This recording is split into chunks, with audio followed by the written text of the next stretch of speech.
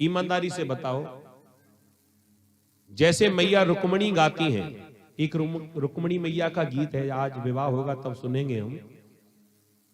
ऐसी पहनु चूड़ी जो कबहू न टूटे, ऐसा वरु दुल्हा जो कबहू न छूटे, अटल सुहाग की बिंदिया लगा दो मुझे श्याम सुंदर की।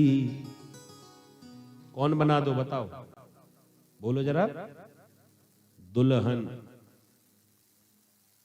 हम माताओं आपसे एक बात पूछना चाहते हैं, ईमानदारी से बताना, इस भजन को हमारी कोई भी मैया कोई भी बहन गाए, चिल्ला चिल्ला कर गाए, माइक पर सबके सामने लाखों की भीड़ में गा दे, मुझे श्याम सुंदर की दुल्हन बना दो,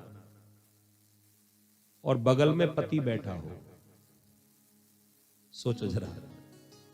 खूब चिल्ला चिल्ला कर गाए कि आओ मेरी सखियों मुझे मेहंदी लगा दो, मुझे श्याम सुंदर की दुल्हन बना दो। बताओ तुम्हारा पति कभी नाराज हो सकता है क्या? बताओ। किसी माता का पति नाराज नहीं होगा। जिनके विवाह हो गए उनके पति तो नाराज नहीं होंगे। जिन बहनों के विवाह ना हुए हों, बेचारी कोई कुंवारी कन्या भी इस गाने को, इस गीत को, इस भजन को खूब गुनगुनाए, खूब चिल्ला चिल्ला कर गाए कि मुझे श्याम सुंदर की दुल्हन बना दो। बताओ कभी पिता नाराज हो सकता है? उसका भाई नाराज हो सकता है? कभी नहीं हो सकता, क्योंकि संसार में जगतपति तो भगवान ही है। चाहे कोई भी गाए, स्त्री गाए, पुरुष गाए। अब कोई पुरुष गाने लगे, हम गाने लग जाए तो हंसो के तुम्हारी दुल्हन कैसे? हम भी गाते ना, मुझे श्याम सुंदर की दुल्हन बना दो। भाई माताएं गाएं तो वो दुल्हन बन सकती है, लेकिन पुरुष कैसे बन सकते हैं? तो संसार में जो आया है, चाहे स्त्री हो चाहे पुरुष हो, सब भगवान के ही तो हैं।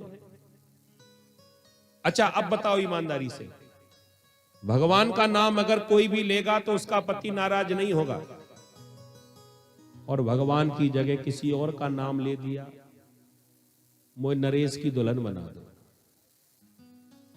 सोचो जरा।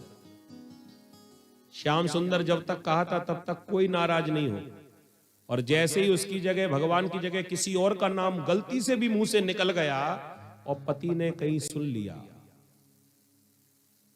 तो भैया लाठी उठाकर ऐसी दुल्हन बनाएगा तुम्हें,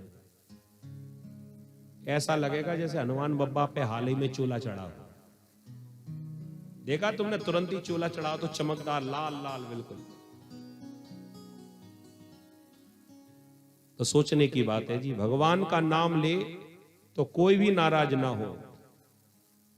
तो गोपियां भी कहती हैं कि सच्चे पति तो प्रभु आप ही हैं।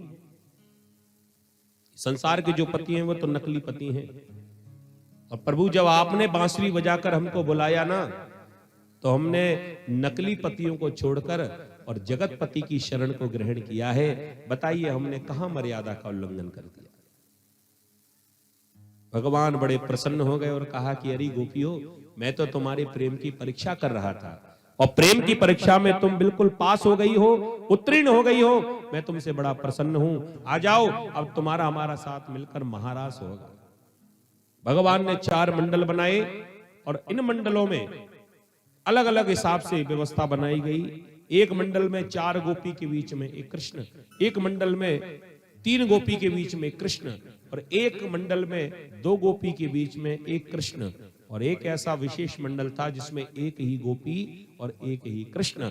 अंगना मंगना मंथरे माधवा, गोल गोल घूम घूम कर और भगवान दिव्य महारास कर रहे हैं। भगवान ने अद्भुत रास गोपियों के साथ में मिलकर